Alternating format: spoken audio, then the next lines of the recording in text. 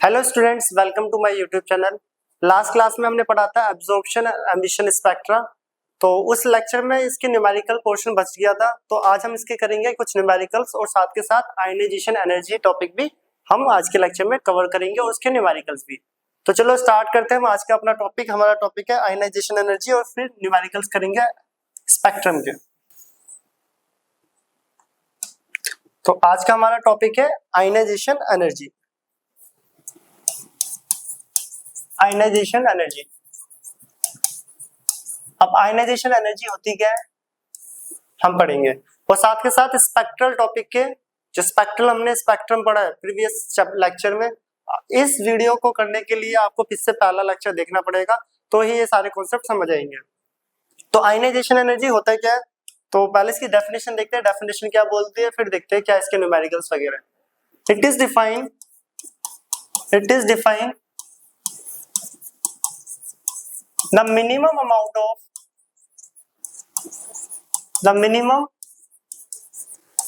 amount of energy required, the minimum amount of energy required to remove outermost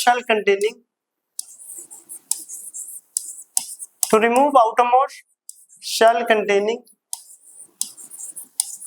electrons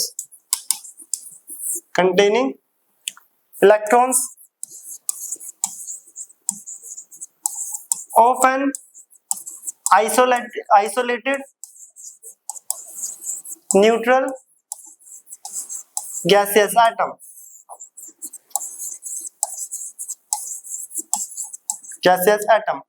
तो ionization energy होता है क्या है, minimum amount of energy required to remove outermost shell containing electron of an neutral isolated gaseous atom. वो minimum energy जो valence shell के electrons को निकालने में लगती है। किसको? वो मिनिमम एनर्जी जो वैलेंस शेल ऑफ इलेक्ट्रॉन्स को निकालने में लगती है। फॉर एग्जांपल मान लेते हैं ये एक शेल है, ठीक है, ये न्यूक्लियस है और ये शेल है, इसके पास है ये रहा एक इलेक्ट्रॉन्स। क्या है? एक इलेक्ट्रॉन।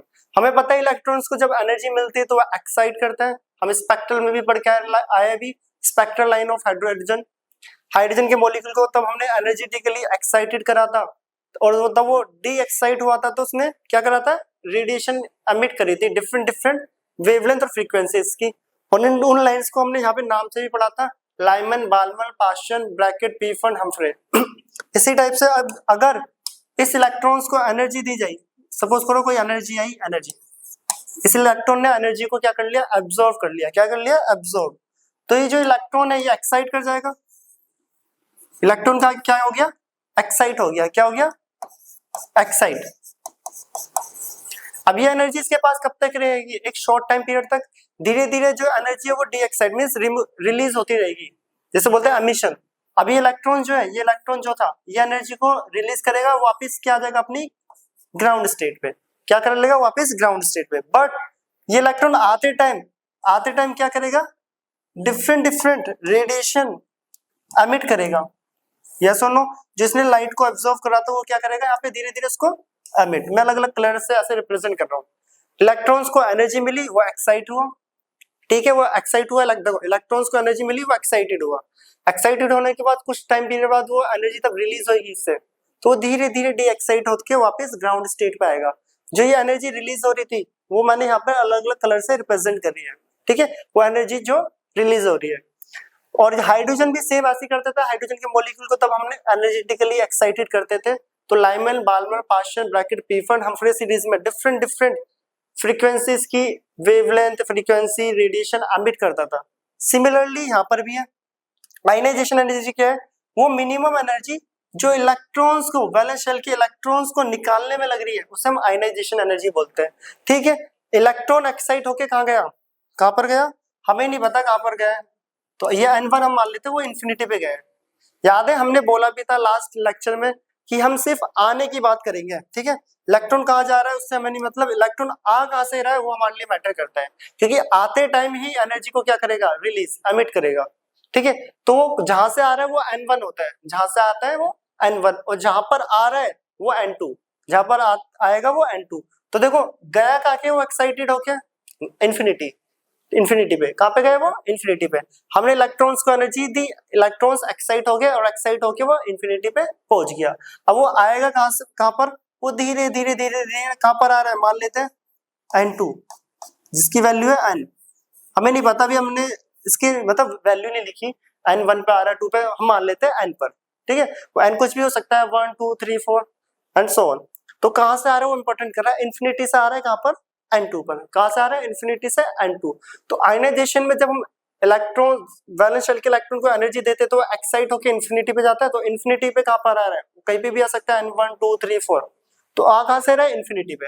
और हम फॉर्मूला पढ़ के आए एनर्जी का, delta E is equal to R 1/N1 square minus 1/N2 square. ये हमने लास्ट लेक्चर में पढ़ा है, आप चाहो तो लेक्चर जाके देख सकते हो। ठीक है, अब N1 की वैल्यू कितनी है? इन्फिनिटी। N1 की वैल्यू कितनी है? इन्फिनिटी। आर यहाँ पे क्या होता है? Rydberg constant. N1 की वैल्यू क्या है? इन्फिनिटी। और N2 की वैल्यू है N। N2 की वैल्यू है N। तो अगर मैं इसे सॉल्व करूं तो यहाँ पे जो एनर्जी आ रही है, आयनाइजेशन एनर्जी, E मींस यहाँ पे आयनाइजेशन एनर्जी, वो आ रहा है R माइनस 1/N स्क्वायर, जिसको सिंपली लिखते हैं delta E is equal to minus R 1/N square. तो हाइड्रोजन के लिए आयनाइजेशन एनर्जी क्या होगा? R 1/N square.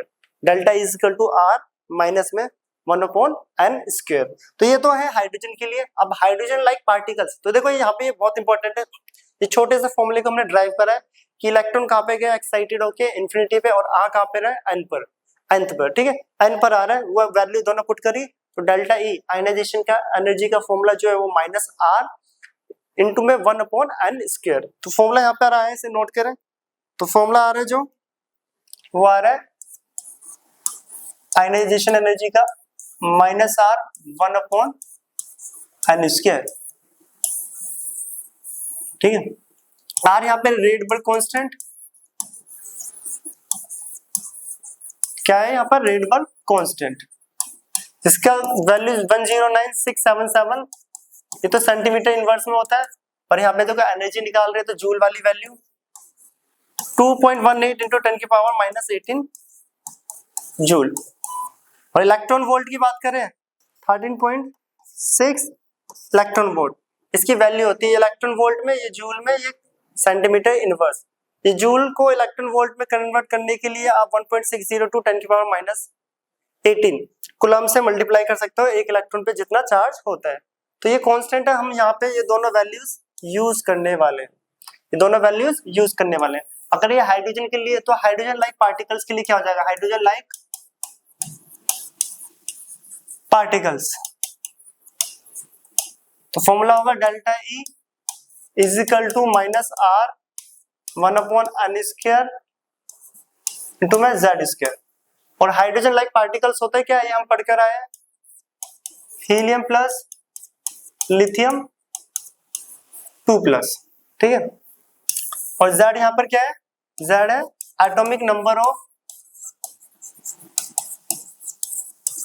Hydrogen like particles, hydrogen like particles.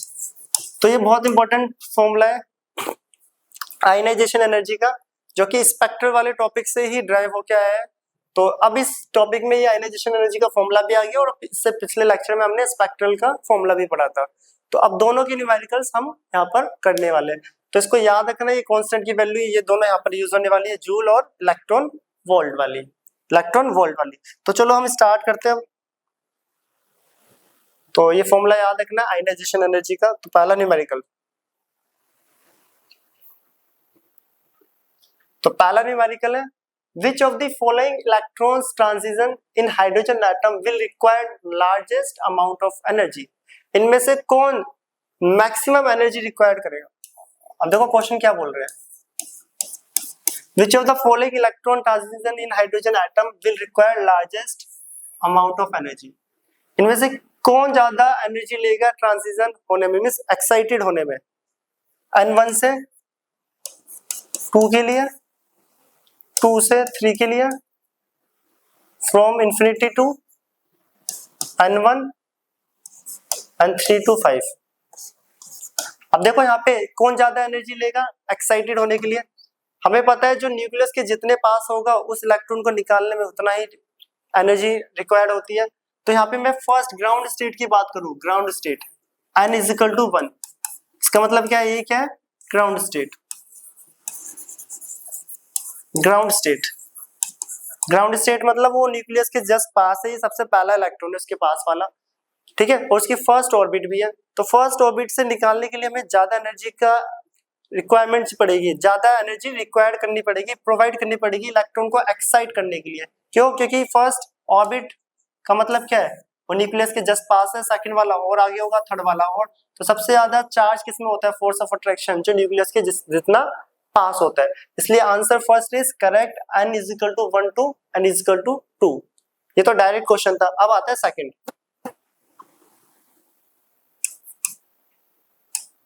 Question number second, for a hydrogen atom the energies that an electron can have are given by the expression। Energy हमें दे रखी है कितना? एक minute, energy कितनी दे रखी है हमें?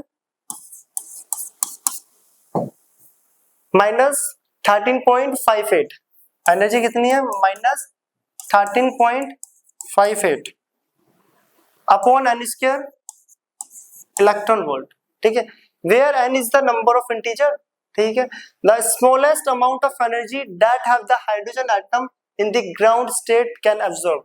वो मिनिमम एनर्जी कितनी होगी जब कोई हाइड्रोजन का जो एटम है वो उसको एब्जॉर्ब करके एक्साइटेड हो, ठीक है। वो मिनिमम एनर्जी, ये न्यूक्लियस है, ये इलेक्ट्रॉन है, वो मिनिमम एनर्जी जो इस इलेक्ट्रॉन्स को एक्साइटेड करने में लगी, किसमें? एक्साइटेड। तो यहाँ वो मिनिमम एनर्जी कितनी होगी तो वो यहाँ पे निकालना है। तो हाइड्रोजन के लिए बोला है, देखो हाइड्रोजन, जिसमें अगर मैं हाइड्रोजन की बात करूं तो इसका पहला ऑर्बिट कौन सा होता है? n इज इक्वल टू 1, उसी में एक इलेक्ट्रॉन लाई करता है, यस और no? n is equal to 1, तो n की वैल्यू कितना है हाइड्रोजन के लिए? 1। n के लिए कितना है हाइड्रोजन के लिए? ग्राउंड स्टेट की बात हो रही है।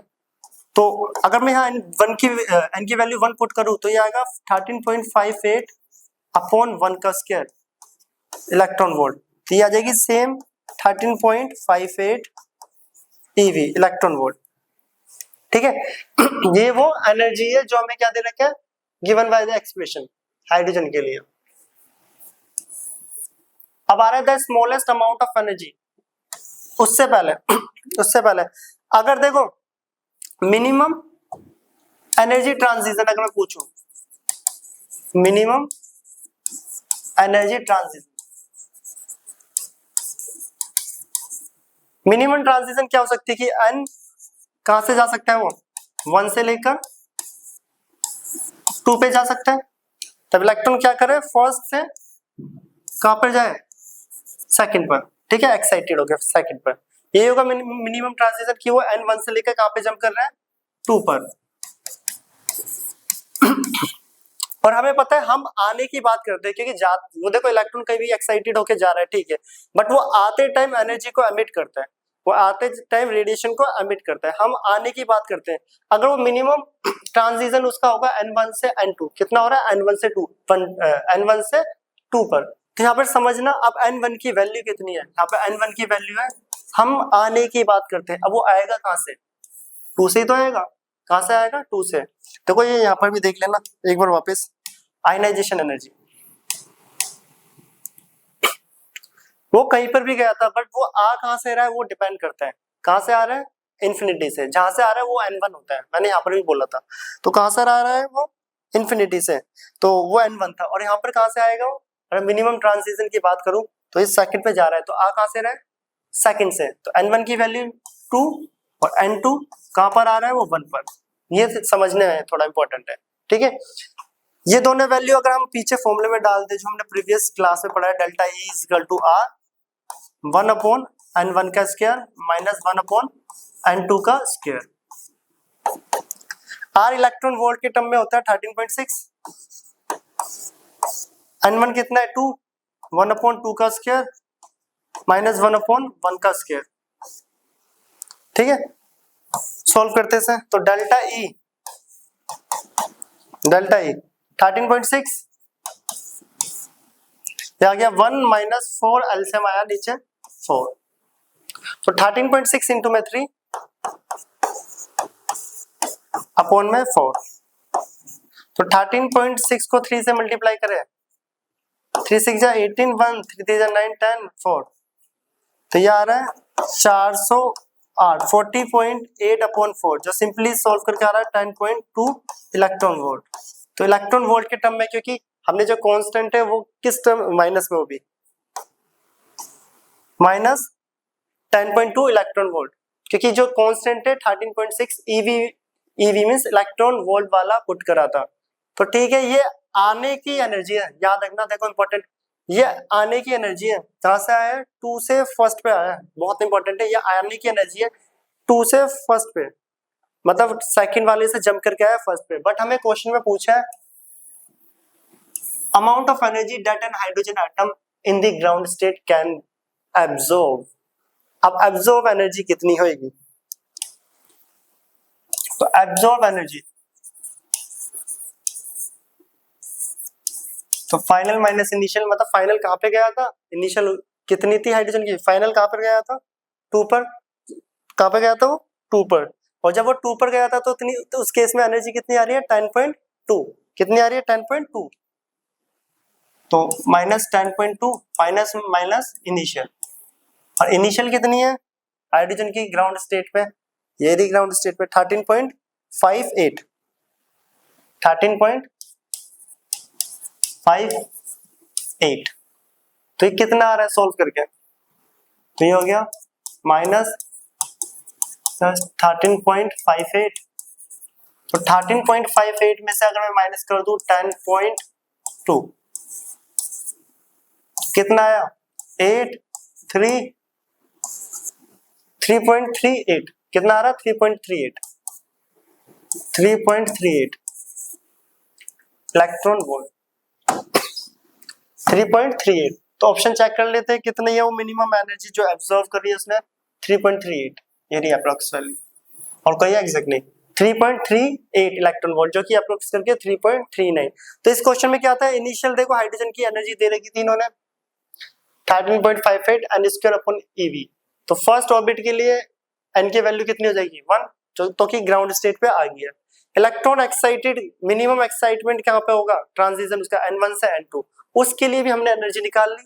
तो फाइनल में से इनिशियल माइनस कर दिया, मान लो ग्राउंड स्टेट की पता थी और एक्साइटेड की पता थी, एब्जॉर्ब वाली निकल जाएगी, एक्साइटेड में से ग्राउंड वाली अगर मैं माइनस कर दूं तो एब्जॉर्ब वाली एनर्जी हमें निकल जाएगी, जो कि हमने यहाँ पे माइनस करके फाइंड आउट कर लिया, जो कि आ रहा है 3.38 electron volt 3.38 electron volt.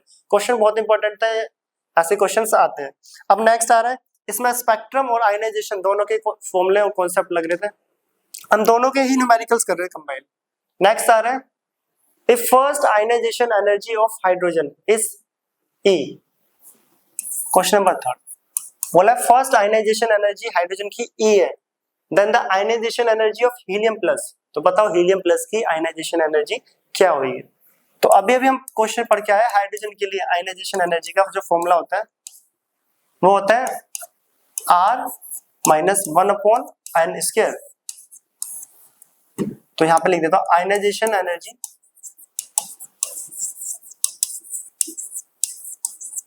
For hydrogen atom, और इसको क्या ऐड करना है E, तो E इज इक्वल टू कितना आ रहा है -R/1/n स्क्वायर, यस और नो। अब बोल रहे हैं क्या, then the ionization energy of helium plus, ionization energy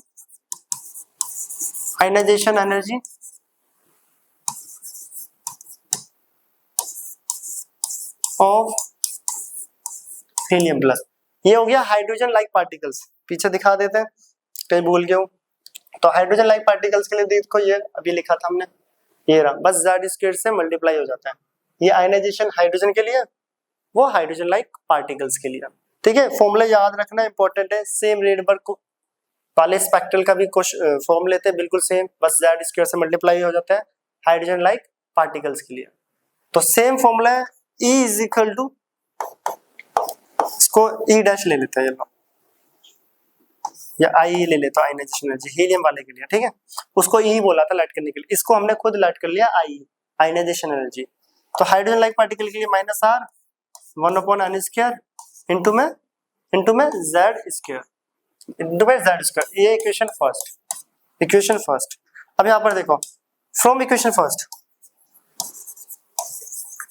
first से अगर हम देखें तो इस पूरे की वैल्यू क्या है, इक्वेशन फर्स्ट से देखें तो इस पूरे की वैल्यू क्या है, -r/(1/n² की वैल्यू, -r/(1/n² की वैल्यू है E, क्या है E। तो आयनाइजेशन एनर्जी बराबर हो गया E, उस पूरे की जगह पे हमने क्या पुट कर दिया E फ्रॉम इक्वेशन फर्स्ट, और बचा क्या z² इंटू में z²। और हाइड्रोजन लाइक पार्टिकल यहाँ पे है कौन, हीलियम। कौन है, हीलियम प्लस। यहाँ पे हीलियम प्लस है बट एटॉमिक नंबर किसका लेते हैं, उस एटम का, न्यूट्रल एटम का। तो हाइड्रोजन का सॉरी हीलियम का एटॉमिक नंबर कितना होता है 2, तो 2 का स्क्वायर कितना हो गया 4, तो 4e। तो option 4 is correct, option 4 is correct. तो option number D is correct. तो अच्छा क्वेश्चन था काफी। तो यहाँ पर हमने क्या करा, पहले हाइड्रोजन की आयनाइजेशन एनर्जी निकाली, उसकी वैल्यू उन्होंने बोला था E रखना है, और इस पूरे रिलेशन की वैल्यू E रखी तो z² से मल्टीप्लाई कर दिया, ठीक है। तो आंसर क्या आ रहा है 4e, कितना आ रहा है 4e। नेक्स्ट क्वेश्चन है, the number of spectral lines that are possible when the electrons in 7 shell in different hydrogen atom return to the second shell. तो क्वेश्चन नंबर 4, तो ये स्पेक्ट्रल लाइन का क्वेश्चन है। याद होगा हमने स्पेक्ट्रल लाइन पढ़ी थी, 2 फॉर्मूले पढ़े थे। अगर स्पेक्ट्रल लाइन में इलेक्ट्रॉन्स ग्राउंड स्टेट पे आ रहा है तो फॉर्मूला होता था n-1/2। अगर ग्राउंड स्टेट पे नहीं आ रहा तो फॉर्मूला होता है n2-n1 multiply n2-n1 plus 1 divided by 2। तो यहाँ पे ग्राउंड स्टेट पे नहीं आ रहा है, कहां पर आ रहा है सेकंड पे। तो टोटल स्पेक्ट्रल लाइन का फॉर्मूला होता है, total spectral line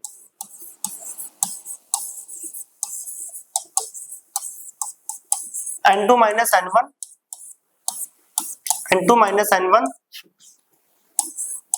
plus 1 divided by 2। But इस फॉर्मूले में याद करने वाली एक ट्रिक थी, बेसिक सी। अब देखो इलेक्ट्रॉन कहां से आ रहा है, 7 से 2 पर। हम किसकी बात करते हैं, आने का, ठीक है। जो जा रहा है जाने तो, हम सिर्फ आने वाली की बात करेंगे, जो आ रहा है जो आ रही है। तो 7 से कहां पर आ रहा है वो 2 पर, कहां पर आ रहा है 7 से 2 पर।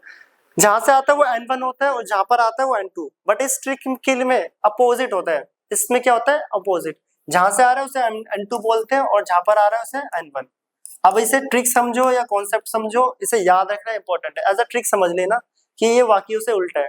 वाक्यों में क्या होता है, सपोज करो हम एनर्जी निकालते हैं बाकी सारे फॉर्मूलेज में, रेडबर्ग के फॉर्मूले, आयनाइजेशन, जहां से आ रहा है वो n1 होता है और जहां पर आ रहा होता है वो n2। अगर हम आयनाइजेशन एनर्जी निकालते तो ये n1 है और ये n2। बट इस फॉर्मूले के लिए ये ट्रिक मान लेना, जहां से इलेक्ट्रॉन आ रहा है उसे n2 बोलते हैं और जिस पर आ रहा है वो n1। वो इसलिए करा जाता है क्योंकि यहाँ पे स्पेक्ट्रल लाइन नेगेटिव आंसर आ जाएगा बस। तो देखो अगर मैं यहाँ पे पुट करूं 7 माइनस कितना n2 कितना 7, n1 कितना 2, 7 माइनस 2 प्लस 1 डिवाइडेड बाय 2, तो कितना आ रहा है 5 प्लस 1 6 डिवाइडेड बाय 2 कितना आ गया 15, कितना आ गया 15। और ये सेम जो अपोजिट जो ट्रिक है ये मैंने लेक्चर में भी बताई थी और यही एग्जांपल भी लिया था।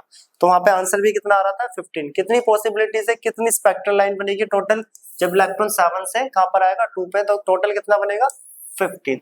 तो answer is 15 is correct, 15 is correct. तो next question number 5th।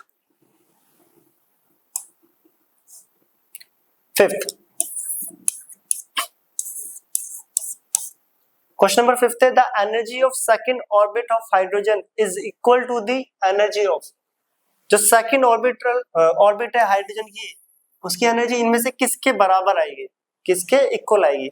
Second orbit का मतलब क्या है, तो देखो एनर्जी का अगर मैं फॉर्मूला वही आयनाइजेशन एनर्जी होता था -r1/n² इंटू में, सर यही होता है हाइड्रोजन के लिए, ठीक है। आर जूल वाला इलेक्ट्रॉन वोल्ट कोई भी वैल्यू पुट कर सकते हैं। जूल में होता है 2.18 इंटू 10 की power -18 upon n square. N कौन कितना है? सेकंड ऑर्बिट, तो एन की वैल्यू कितनी है? 2, तो 2 का स्क्वायर, तो आंसर आ रहा है -2.18 इंटू में 10 की पावर -18 अपॉन 4।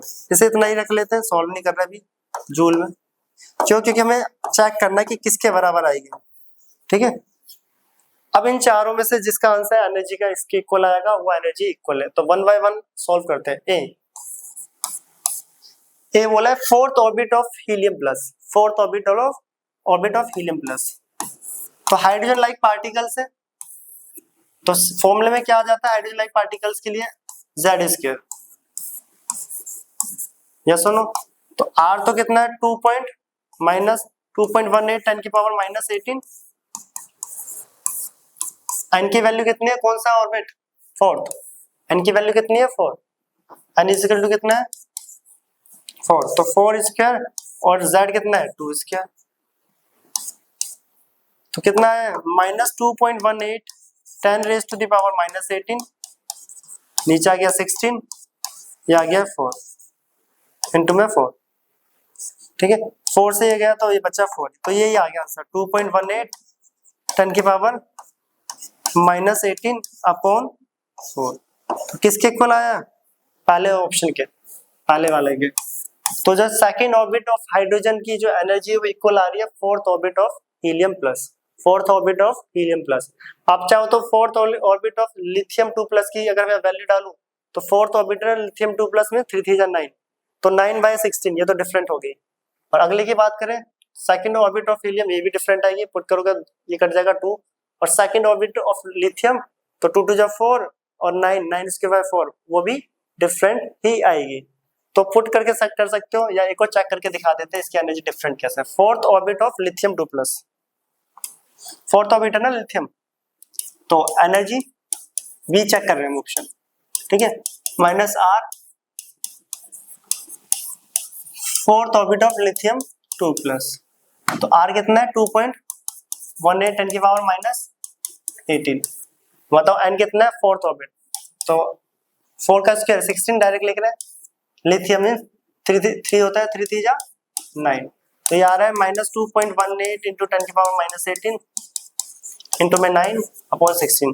तो बताओ ये आ रही है इसके इक्वल? फर्स्ट वाले के 9/16 नहीं, वो था 4 था, तो ए के इक्वल है, और ए ऑप्शन है हमारा फोर्थ ऑर्बिट ऑफ हीलियम, बाकी किसी के इक्वल भी नहीं आ रही। तो ये क्वेश्चन काफी अच्छा था, इंपॉर्टेंट, इसे नोट करो। अब हम आते हैं नेक्स्ट क्वेश्चन पे।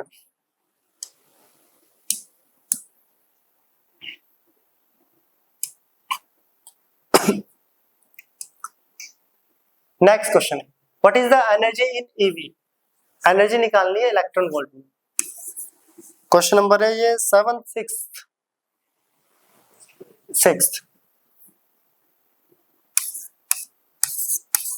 What is the energy in eV? Energy निकालनी है इलेक्ट्रॉन वोल्ट में। ठीक है, required to excite the electron from 1 से लेके 2, कहाँ एक्साइट कर रहा है? 1 से 2 पर।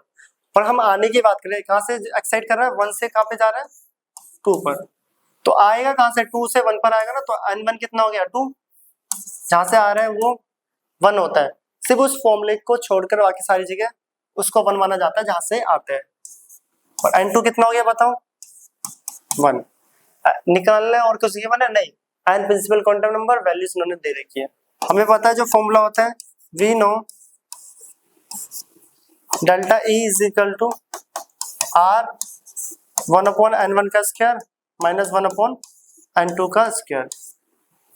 ठीक है, हाइड्रोजन के लिए अगर हाइड्रोजन लाइक पार्टिकल होता है तो z स्क्वायर से मल्टीपल कर देते हैं हम। तो डेल्टा E R होता है 13.6 इलेक्ट्रॉन वोल्ट, R की वैल्यू इलेक्ट्रॉन वोल्ट में। और n1 कितना है?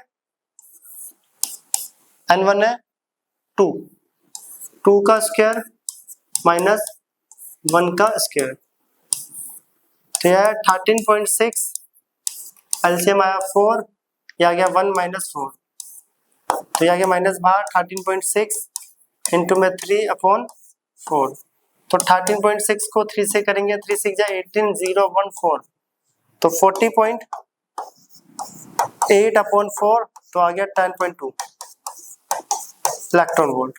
तो 10.2 इलेक्ट्रॉन वोल्ट। अब ये नेगेटिव का मतलब होता है, जो इस नेगेटिव का मतलब है जो एनर्जी वो एमिट कर रही है, रिलीज हो रही है, ठीक है। आंसर में नेगेटिव हो या ना हो उससे कोई मतलब नहीं। नेगेटिव यहाँ पे किस चीज को इंडिकेट कर रहा है, जो एनर्जी वो एमिट कर रही है, क्या कर रहा है, रिलीज हो रही है, क्योंकि इलेक्ट्रॉन वापस आएगा तो एब्जॉर्ब एनर्जी करके जो एक्साइटेड करा था तो वो डी एक्साइटेड होगी, क्या होगा, डी एक्साइट, एनर्जी को एमिट करता है। इसका मतलब ये है, कोई पूछे what do you mean by this negative sign, तो energy is emitted, okay, energy is emitted और रिलीज। तो ये था 6 क्वेश्चन। नेक्स्ट आ रहे हैं, इसे नोट करो, अच्छा क्वेश्चन था ये भी। क्वेश्चन नंबर 7, इफ पार्शियल, चलो करते हैं, इफ पार्शियल series of hydrogen spectrum has 4 lines, बोला है पार्शियल series of hydrogen spectrum has 4 lines, then the number of lines in Balmer series, then the number of lines of Balmer series. हमें पढ़ के आए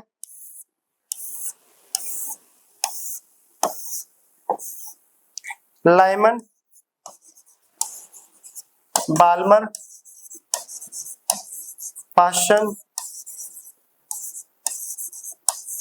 ब्रैकेट, स्टीफन, हम्फ्री,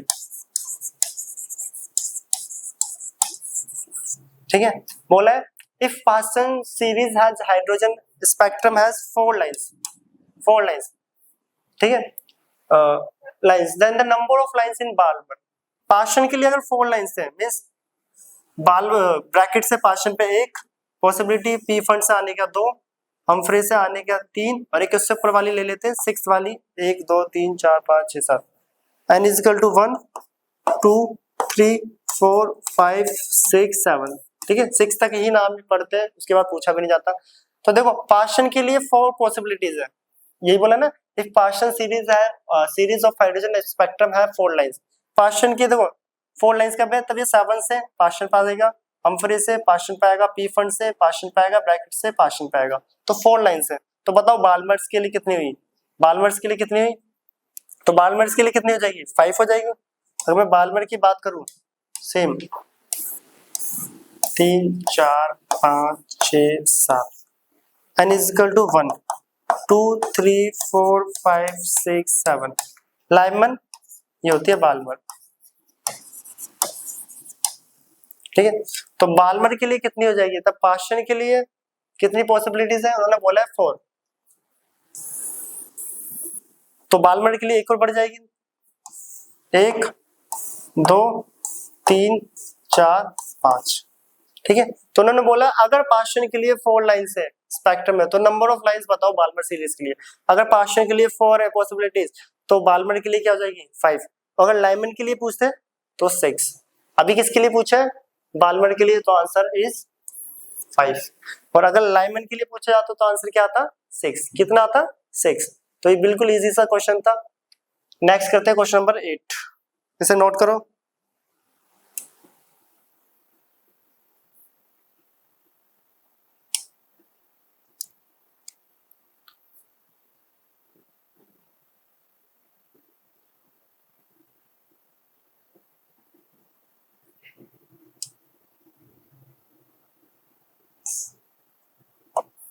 चलो यही last question था इसका, क्वेश्चन 7 क्वेश्चन थे, 8 क्वेश्चन है नहीं था, भी बताने वो मिस हो गया, कोई नहीं।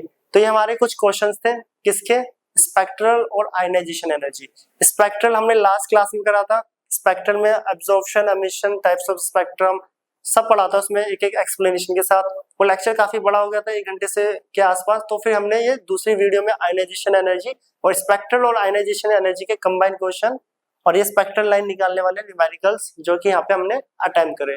अब हम मिलते हैं नेक्स्ट वीडियो में और नेक्स्ट लेक्चर के साथ, इसे आप नोट करो एंड बाय।